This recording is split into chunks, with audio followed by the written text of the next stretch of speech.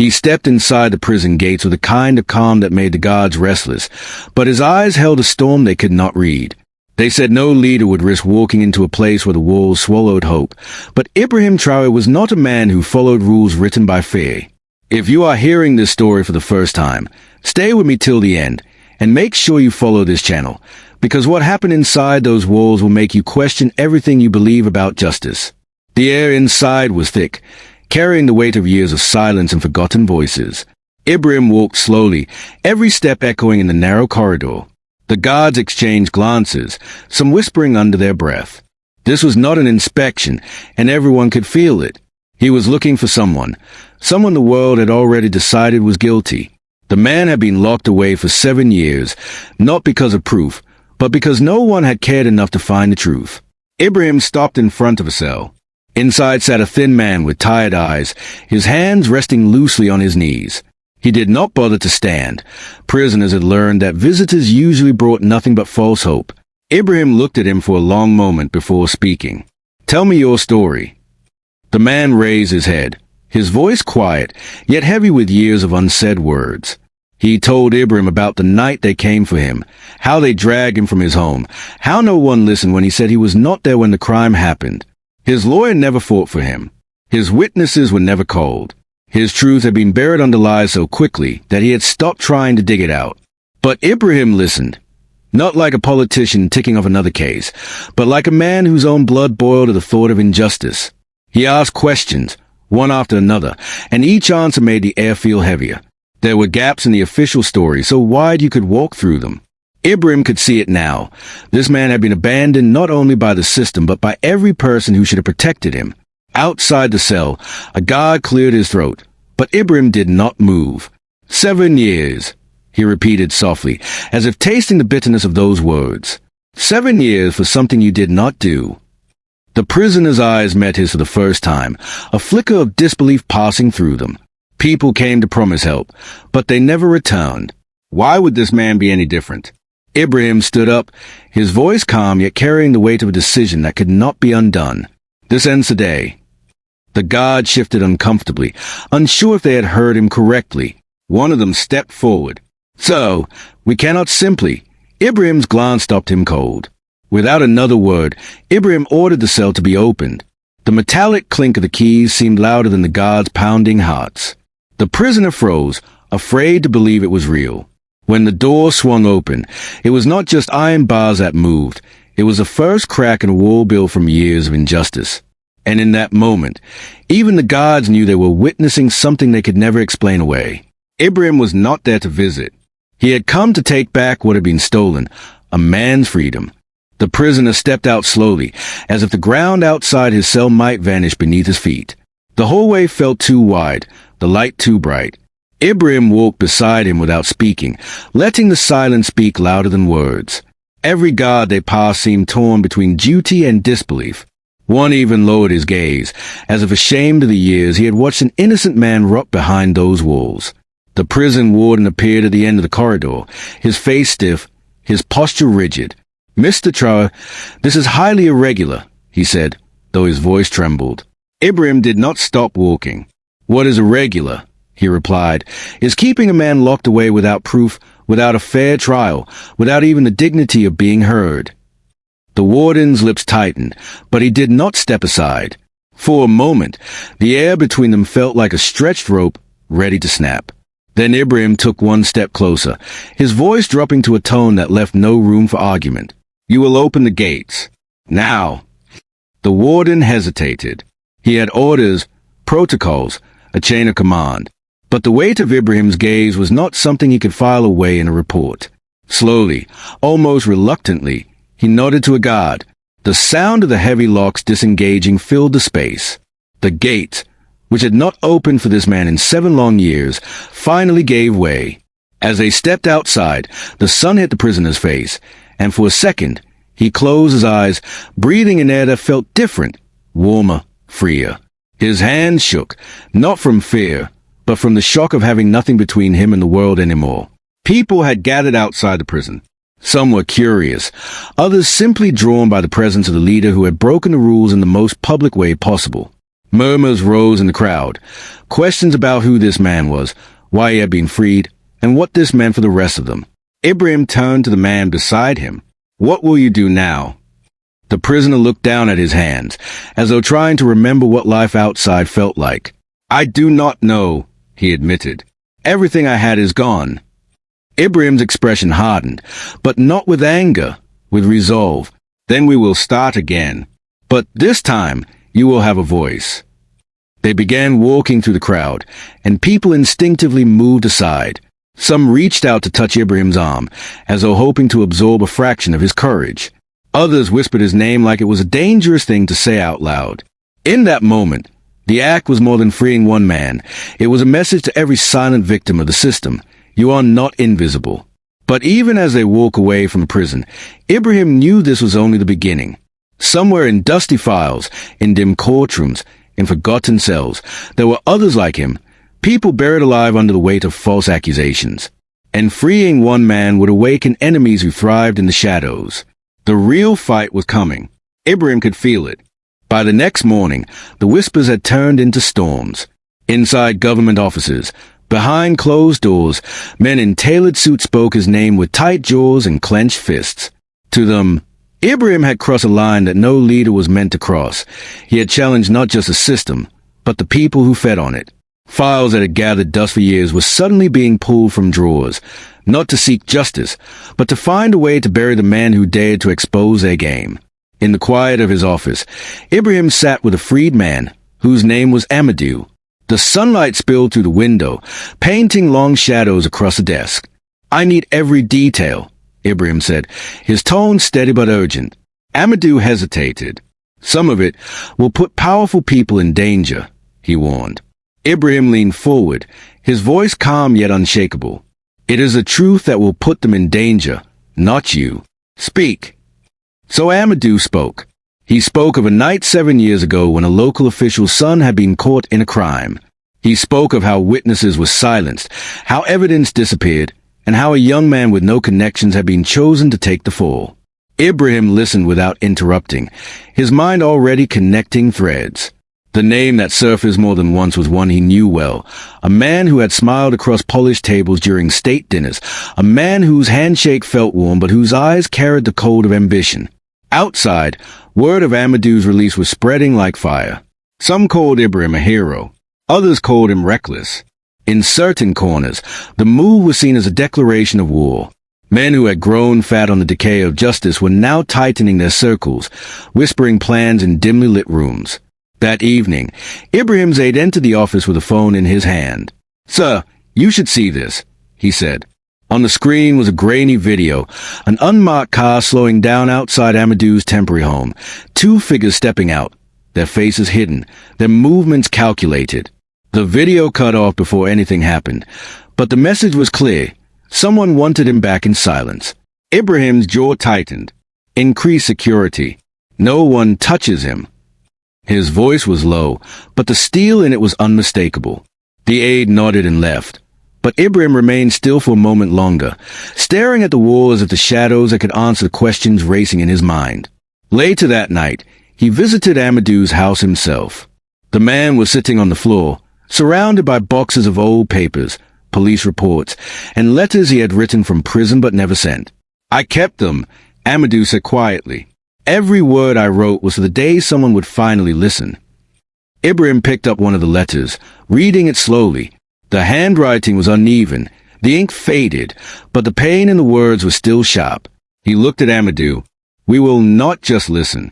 We will make them hear." Somewhere beyond quiet streets, engines rumbled. Men were moving in the dark. They had failed to keep Amadou inside a cell, but they had other ways to make sure his truth never reached the light. And Ibrahim knew, before the sun rose again, the fight would come to his door. It began with the sound of tires cutting too sharply on the gravel road outside. Ibrahim was standing near the window of Amadou's small home, speaking in low tones about the steps they would take next, when the noise made him pause. A second later, headlights swept across the walls, their glare slicing through the dimly lit room. Amadou stiffened. "That is not the security team," he whispered. Ibrahim moved to the door, his eyes narrowing. The vehicle stopped just short of the gate. Four men stepped out, all dressed in plain clothes, their movements quick, deliberate. They did not knock. They did not call out. Instead, they began to fan out, two towards the front, two slipping quietly around the side. "Stay inside," Ibrahim told Amadou, his voice steady but urgent.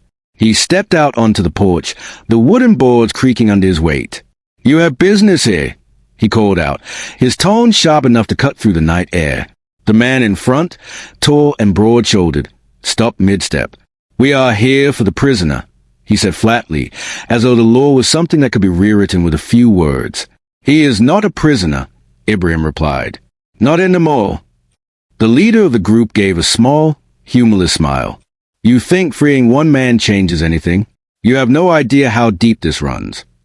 His voice carried a quiet threat, the kind that came from people used to getting their way without raising it.